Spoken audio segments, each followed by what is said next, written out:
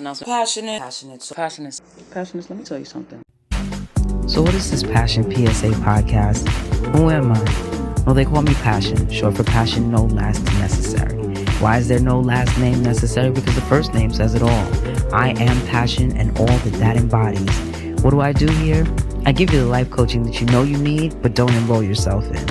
When did I start? Actually, 2017. I'd leave a PSA on my Instagram regarding something I'd observed, and now we've evolved to this. Why do I do it? Why not? If even one person is able to take away one thing that changes their life, someone else's life, or changes the world for the better, then I've done what I was charged to do. So come on in, sit and listen for a while. There's something here for everyone at the Passion PSA podcast. Greetings and salutations, my beloved passionate newcomers, visitors, and guests. Welcome to another episode of the Passion PSA podcast, where I, Passion No Last Necessary, your Get You Right Guru, issue a weekly public service announcement about whatever I have observed or was on my mind. This is a for your consideration zone, where the objective is to offer you a perspective you may not have previously considered to A, expand your thinking, and B, aid you in becoming a better version of yourself, and for others. This is a safe space, but not necessarily a delicate one. I will never rob you of your right to feel what you feel. Same way, I will not sugarcoat the truth to make it more palatable. The goal is to get you to higher, more expanded thinking so you can operate as your highest and best self. If you are new here, affirmations are our first order of business so that we can intentionally raise the vibration and start on one accord. Let's get on the same frequency. If you're ready, go ahead and take a deep breath. You are always welcome to repeat after me or to use this time to state your own affirmations. I am surrounded by love. The people around me have my best interest at heart. The people around me are there to serve my highest good. I am supported. My environment is healthy, healing, and ideal for my growth. I boldly and fearlessly exit toxic spaces. I lovingly release toxic people. I am the biggest proponent of my wellness. I am well. It is well. All is well. Well is all. Ashe, ashe, ashe. So, story time. Sometime around 10 years ago, I went into the kitchen for what I don't remember. I noticed something moving out of the corner of my eye. Initially, I'm like, ain't no way, because I don't believe in them little brown things, okay? I look, and I don't know if this is better or worse, but instead of it being one of those little brown things, it's one of the things that got too many legs. So it's me, and it's eight-legged creature. I'm a believer in energy, right? There's certain things, quotes, parables, teachings, practices from other cultures that I've taken with me. I keep them in my pocket. One of those things is killing spiders is bad chi, right? So I don't kill spiders, not intentionally. If at all avoidable, I'm going to usher the spider out of my space. I don't want you to die, little friend, but I don't want you here, okay? Most of that is because I don't know your poison level. I'm not willing to take the risk. Also, I have been traumatized by those videos where somebody goes to kill a spider, and when they slam down on the spider turns into 8,000 spiders that go scattering. Can't do it, because I would lose it, and then I would just have to live outside in the street and take my chances with the ants and the rats, and that ain't it. So me and the spider are now having a conversation. It's actually more of a war, okay? I'm trying to get the spider to get on a paper so that I can send him outside. He is not trying to cooperate. And I spent roughly 30 minutes, maybe an hour, chasing a spider around my kitchen. So the spider is running across the walls in a circle. So he's on the wall by the window. He runs around the wall, so now he's all the way over by the stove. And I'm chasing him. This makes sense. And I'm having a conversation, and I'm like, listen, homeboy, okay, you can't stay here, okay? I need to sleep tonight. This is not going to work. So you have to get on this paper and get outside. Now, one thing I noticed about spiders, and it might just be me, but if you've ever had this experience, drop a spider in the comments. The same way how, like, when you talk to like a dog or a cat, they respond to you. I've noticed that spiders respond to me, right? So when I'm talking, I've noticed that, like, if I tell them no or stop, they actually stop, right? Like, it's like they're listening to me, right? But also at the same time, they're plotting. So they're like toddlers. Like, I heard you say stop, so I'm gonna stop because I don't know which direction this is going in. Also, I feel like I might be in danger of whatever, so I'm trying to make a break for it. okay, 30 minutes. Ultimately, I get the spider on the paper. Now here's what happens. Spiders have their little web silk, whatever, right? So even if you get them on the paper, if they run to the end of the paper, what they'll do is release some web silk and start to ride down. Okay. But sir, I didn't invite you onto this paper so that you could get like an express pathway to the floor, right? That wasn't the goal. The goal was to get you outside into your natural habitat. Now, I promise you, inside this apartment, it's not your natural habitat. If you were born here, that was a fluke. So it is time for you to go and explore the wild. Money is running to the end of the paper and he's moving too fast for my liking, which now means that I am screaming and I'm trying to hold on to the paper, mostly unsuccessfully, while also trying to avoid this creepy crawler crawling onto me. So he's running, heading for the edge. I'm trying to use counter strategy and rotate the paper, okay? I'm trying to do all the things that make all the sense, but I'm afraid because I don't want Spidey to touch me, right? I got issues with things touching me. Like, I have the utmost respect for people that go outside and they ground and they go stand in the grass. But as for me and my feet, okay, hard pass, because I don't like the sensation of things crawling on me. I don't like lint landing on me. I don't like stray hairs. I lose it. I come undone. People judge me. Oh, you overreacted. Oh my God, it's just a bug. Oh my God, like, why are you minding my affairs if you're not going to be helpful? Go away. Eventually, I get Spidey out of the house. It was a production. Fast forward to me composing this. I walk out of my bedroom and I feel something that feels like maybe lint or a stray hair on my face. Now, my hair at the time is braided upward, and even though it falls into a ponytail, the ponytail is wrapped up tight in a bun on the top of my head. So this stray hair that I'm feeling could not be from my head. But I'm like, okay, still probably just a hair. So like, I kind of just brush it off. But then I feel the hair on my arm. So I brush it off again. And then something falls into the sink, and it is in fact not a hair. It is, in fact, a spider. No, ma'am. No, sir. So again, I'm in this battle of you can't stay here, but I don't want to kill you. You haven't really wronged me. But if it comes down to you living here or me living here, well, the last time I checked, my name on the lease. And last I looked at my accounts, I paid the rent in full. Ergo, you can't stay, and I get to make the final decision on that. Okay. Spidey lands in the sink. Spidey is trying to run in the sink, so he's running in circles. I'm like, all right, listen, you in the sink? You're someplace remotely contained, okay? So if you don't get out the sink by the time I get out the shower, I will come, I will get you out of the sink, and I'm going to take you outside. But I also know that requires for me to get a window open, which may invite other multi-legged or winged individuals into the home, none of whom are welcome. So I'm in this debate. I get out the shower. I just finished oil pulling. I need to brush my teeth. I look in the sink and Spidey is sitting in the sink still. And I'm looking at Spidey. He starts moving.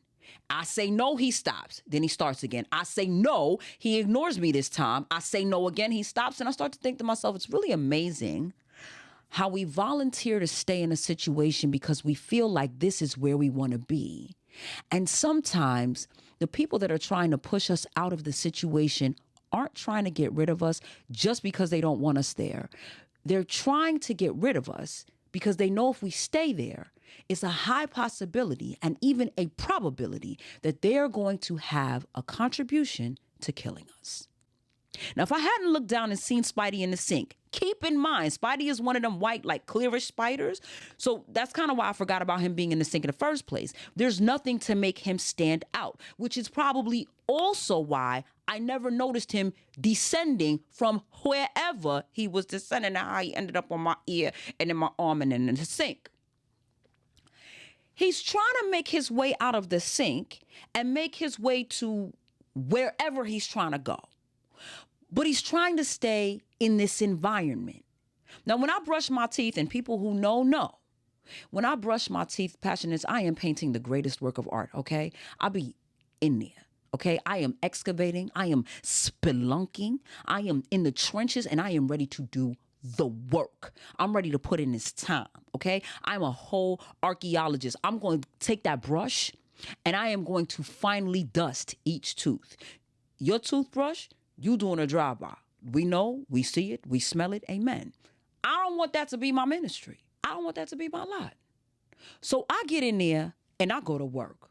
So I'm going to be spitting out all kinds of stuff, right? The toothpaste, the mouthwash, all of the things. And I don't know if any of that will, because it's minty, if it will burn Spidey. I don't know if Spidey will suffocate in the toothpaste or just be offended, right? Because this is the remaining bacteria that the oil pulling did not remove that needs to now be brushed out of my mouth. Are y'all with me? Okay.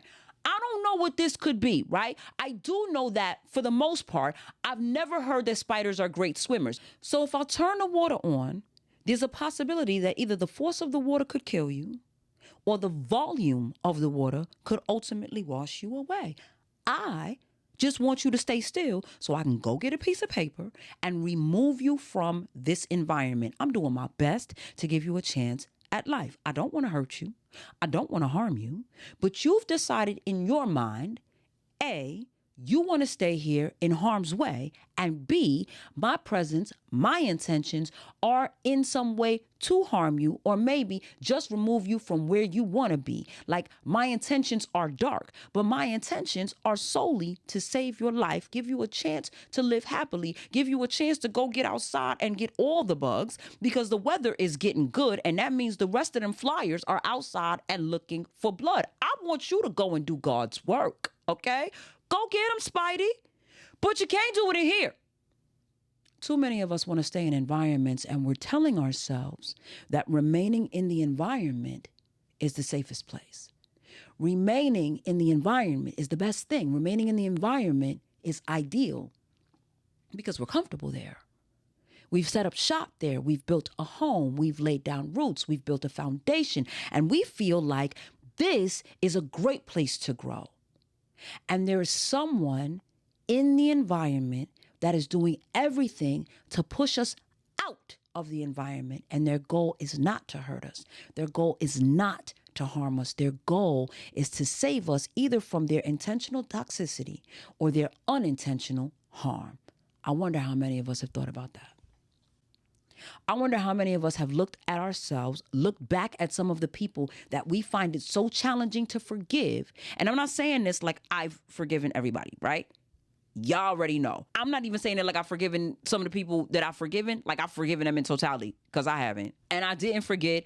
I am going to do the episode on how to accept the apology. It's coming. The point that I'm making is that I wonder how many of us realize that sometimes people in the environment that are pushing us out of the environment are pushing us out for our own good. We feel like they're trying to get rid of us. And they're not necessarily trying to get rid of us, but they're trying to protect us from what they know could potentially or will ultimately happen if you remain in the environment. You stay here, you're going to die. You stay here, you're going to get stepped on. You stay here, you're going to drown. You're going to get crushed. Because there are things and there are people who are bigger than you.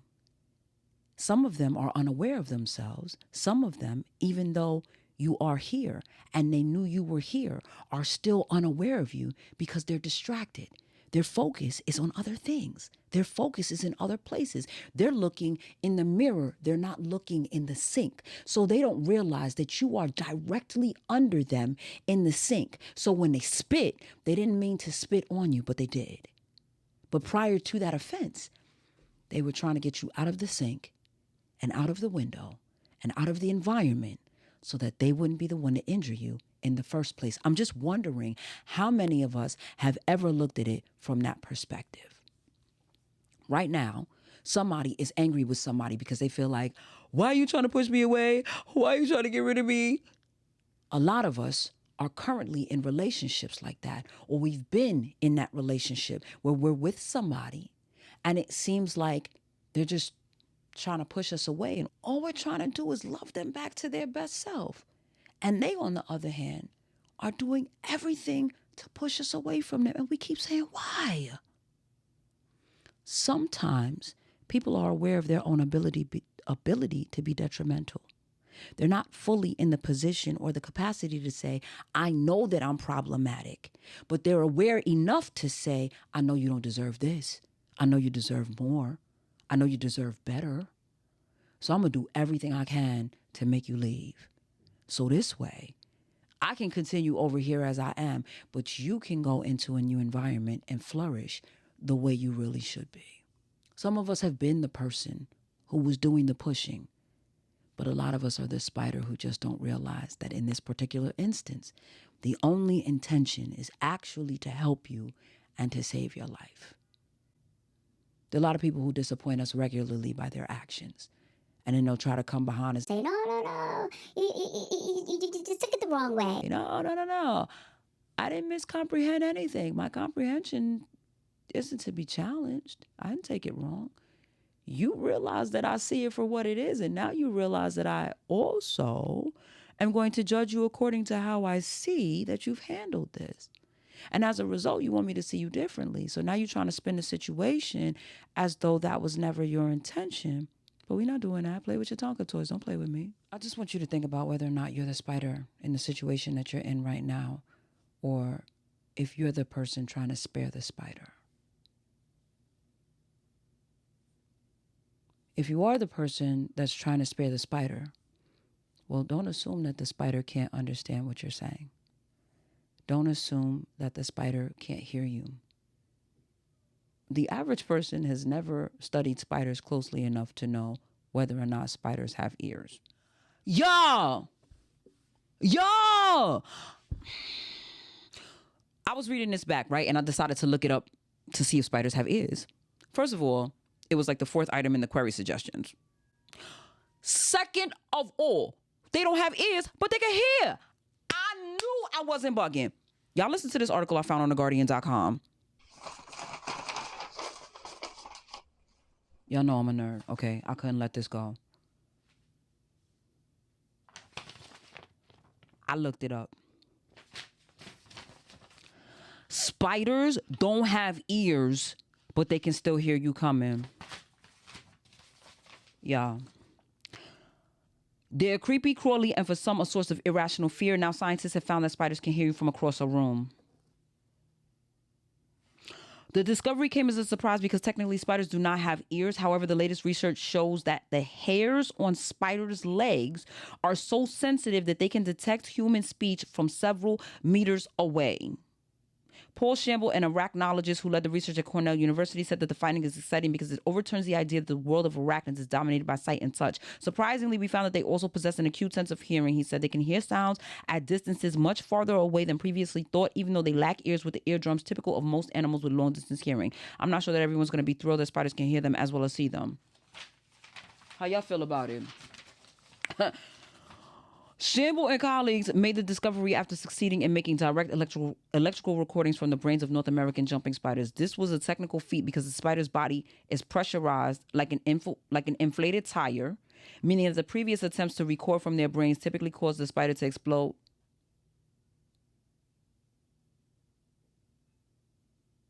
As soon as a hole was... Okay, I don't promote animal cruelty, okay? I don't know what they got going on here, okay? I just told you I'll be trying to walk them out the window. But anyway... Point is, the team had initially been investigating how the creatures processed visual information, but noticed that their brains were responding when chairs were moved around the lab or one of the team clapped their hands. That was remarkable because the received wisdom at that point was that spiders can't hear sounds, said Professor Ronald Hoy, senior author of the paper. The spider's sense of hearing appeared to rely on tiny hairs on their forelegs. When the scientists placed water droplets on the spider's legs to dull the vibrations of the hairs, the auditory neurons in the brain stopped firing in response to sounds. Further investigation showed the spiders could hear claps from more than 5 meters away. I know you lying. Always with this child. Time to leave. But first of all, mind your business. Further investigation showed the spiders could hear claps from more than 5 meters away and that they were most sensitive to low frequencies, about 80 to 130 hertz, which would match the wing beats of parasitoid wasps, a predator of jumping spiders, or the pitch of a very deep male voice.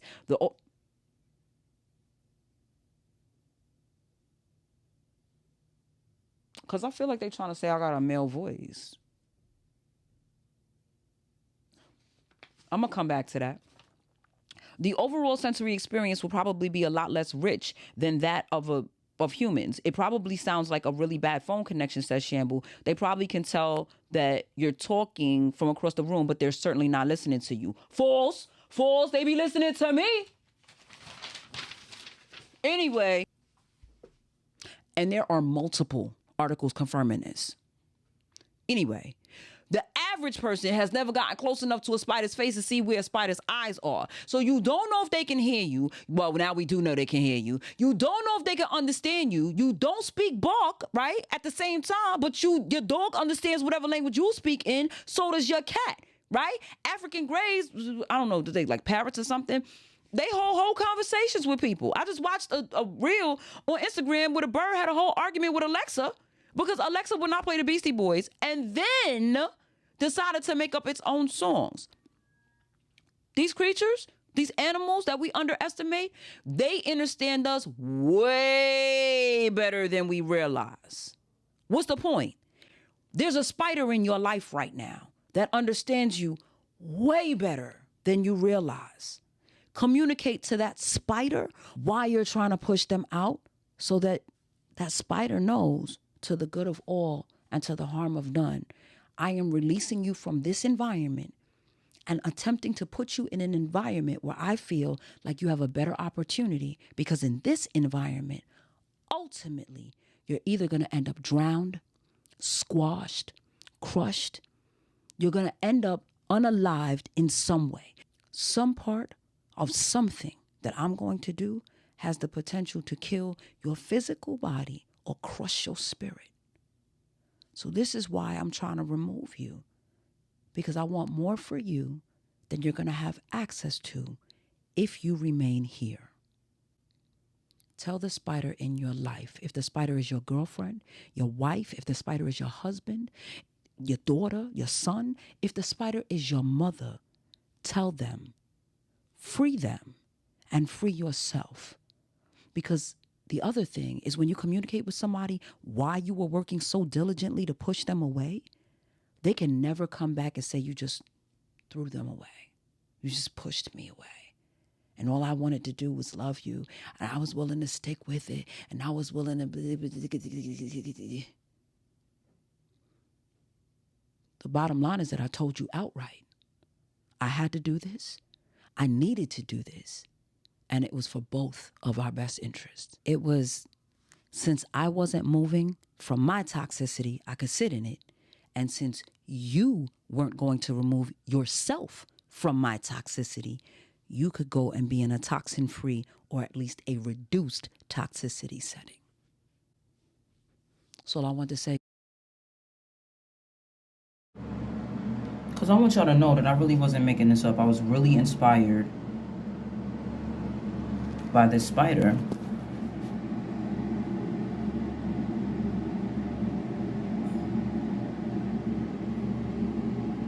You see him? Spidey.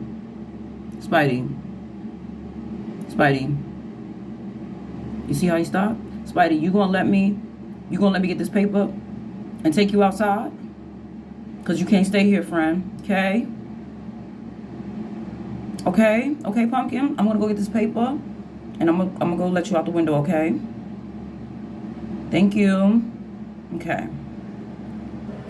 Okay, Spidey, come on. I'm back. Can you get on the paper? Come on, come. Get on, Spidey. Spidey. I need you to get on the paper. Get up. Come here. Okay. We not doing this, Spidey. Okay. You're gonna embarrass yourself in front of people. All right. You're not about to make me a murderer. All right. I don't wanna be a murderer. I don't wanna do this anymore. All right. Come on. Come on, Spidey. Spidey, you can't stay in the sink. You're gonna end up going down the drain. Come here.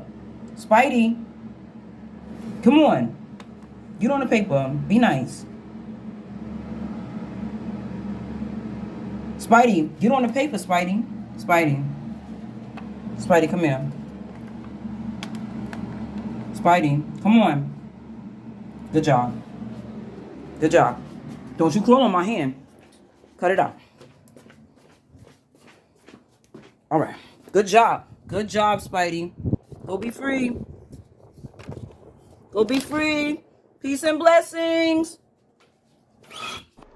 So if you ever wondered where my inspiration comes from, now you know. Listener letters can be sent to greetings@whatonewomandoes.com. If you have questions, comments, any type of feedback, you can always feel free to leave it in the comments section. I will respond as soon as I can.